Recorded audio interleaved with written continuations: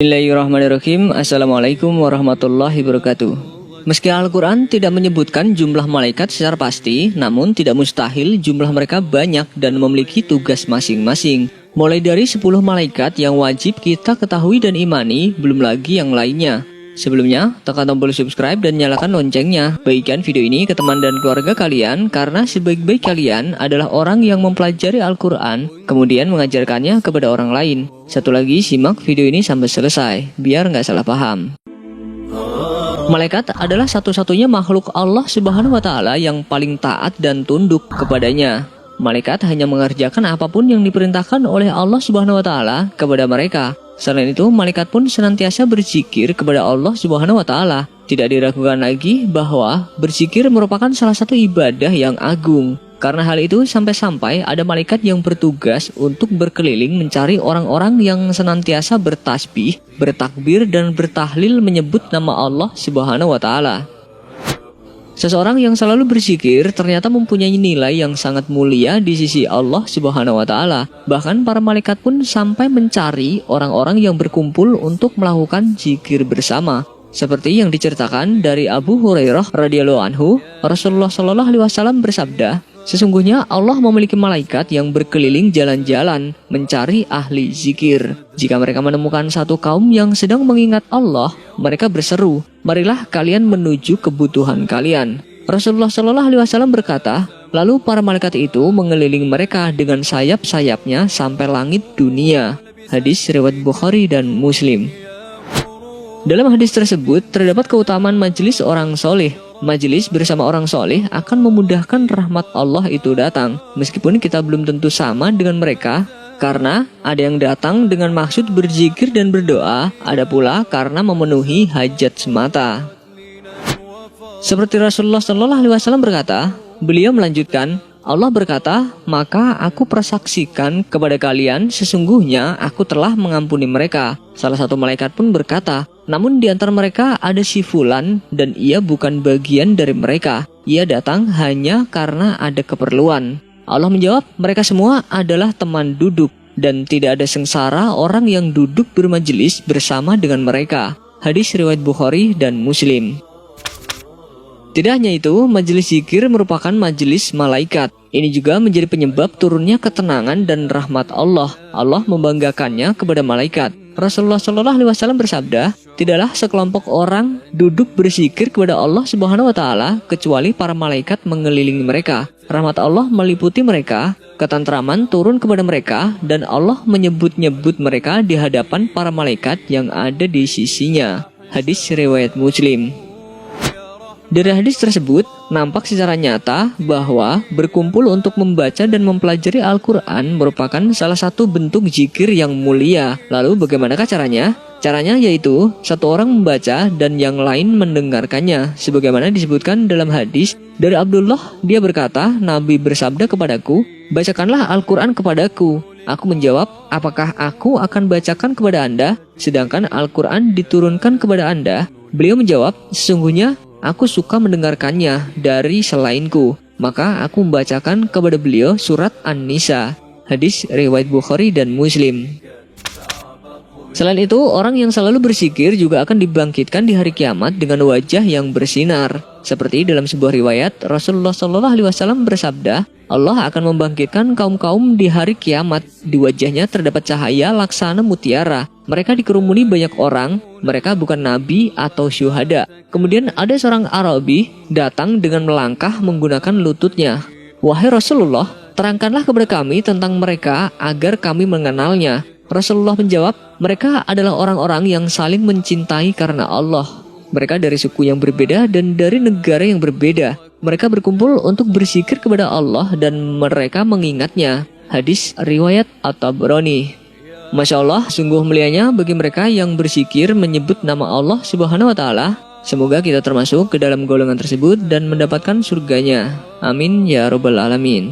Wallahu a'lam bishawab. Assalamualaikum warahmatullahi wabarakatuh. Sebelum beranjak dari video ini, mungkin video sebelumnya juga menarik untuk dilihat nih. Ketika para penghuni neraka memohon ampun kepada Allah Subhanahu wa taala untuk kembali ke dunia dan melakukan amal soleh, di dalamnya ada pelajaran yang berharga bagi kita agar tidak terjerumus ke dalam api neraka.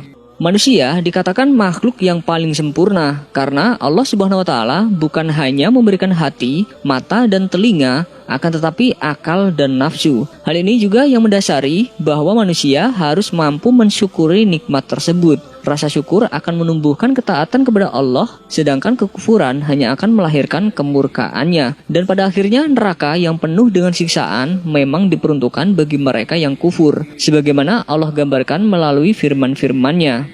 Rasulullah SAW bersabda, seringan-ringan siksa manusia di neraka ialah dipakaikannya sepasang alas kaki berikut kedua pengikatnya dari api neraka. Dari keduanya mampu mendidihkan otaknya sebagaimana mendidihnya air di kuali. Ia tidak melihat ada yang lain yang dianggapnya lebih berat siksanya dari dirinya sendiri. Padahal sebenarnya itu adalah seringan-ringannya siksaan ahli neraka.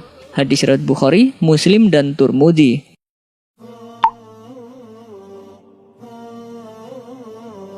Para penghuni neraka ternyata melakukan dialog dengan Allah Subhanahu wa taala demi meringankan siksaannya. Seperti dalam surat Al-Mu'min ayat 11, penghuni neraka mereka berkata, "Ya Tuhan kami, Engkau telah mematikan kami 2 kali dan telah menghidupkan kami 2 kali pula. Lalu kami mengakui dosa-dosa kami. Maka adakah sesuatu jalan bagi kami untuk keluar dari neraka?" Quran surat Al-Mu'min ayat 11.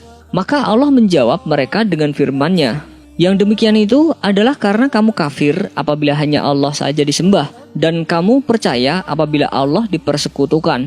Maka putusan sekarang ini adalah pada Allah yang maha tinggi lagi maha besar." Quran surat Al-Mu'min ayat 12. Kemudian mereka berkata dan minta dikembalikan ke dunia.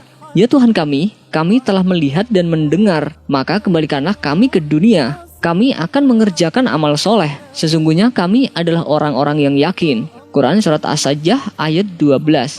Maka Allah menjawab dengan firman-Nya, "Bukankah kamu telah bersumpah dahulu di dunia bahwa sekali-kali kamu tidak akan mati?" Quran surat Ibrahim ayat 44. Penghuni neraka berkata, "Ya Tuhan kami, keluarkanlah kami. Niscaya kami akan mengerjakan amal soleh berlainan dengan yang pernah kami kerjakan." Quran surat Fatir ayat 37. Maka Allah menjawab dengan firman-Nya, "Dan apakah kami tidak memanjangkan umurmu dalam masa yang cukup untuk berfikir bagi orang yang mau berfikir? Dan apakah tidak datang kepada kamu pemberi peringatan? Maka rasakanlah azab kami. Dan tidak ada lagi bagi orang-orang yang zalim seorang penolong." Quran surat Fatir ayat 37. Kemudian penghuni neraka berseru, "Ya Tuhan kami telah dikuasai oleh kejahatan kami dan adalah kami orang-orang yang sesat. Ya Tuhan kami, keluarkanlah kami daripadanya dan kembalikan kami ke dunia. Maka jika kami kembali juga pada kekafiran, sesungguhnya kami adalah orang-orang yang zalim." Quran surat Al-Mu'minun ayat 106-107. Maka Allah menjawab mereka dengan firman-Nya, "Tinggallah di dalamnya dengan hina dan janganlah kamu berbicara dengan aku." Quran surat Al-Mu'minun ayat 108.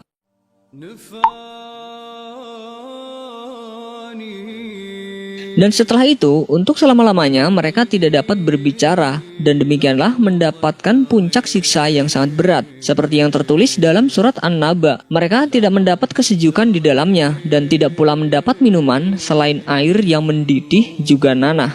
Quran surat An-Naba ayat 24-25. Rasulullah SAW bersabda, penghuni neraka dimakan api setiap harinya 70.000 kali. Dari setiap kali api itu membakar mereka, maka dikatakanlah kepada mereka, kembali lagi. Maka jasad mereka pun kembali lagi seperti sedia kala, dan di sana mereka tidak pernah mati. Sebagaimana firman Allah Subhanahu wa taala, dan datanglah bahaya maut kepadanya dari segenap penjuru, tapi dia tidak juga mati, dan dari hadapannya masih ada azab yang pedih. Quran surat Ibrahim ayat 1. Dari keterangan Al-Quran dan Sunnah tersebut dapat disimpulkan bahwa penduduk neraka adalah orang-orang yang kufur akan nikmat Allah Subhanahu wa taala. Allah Subhanahu wa taala menyediakan neraka untuk hamba-hambanya yang bergelimang maksiat dan dosa, ingkar lagi sombong. Sekecil apapun dosa yang pernah kita lakukan, janganlah merasa aman dari azab Allah. Maka sebaiknya sebagai umat muslim kita bertobat dan saling mengingatkan agar terhindar dari api neraka. Wallahu a'lam bishawab. Wassalamualaikum warahmatullahi wabarakatuh.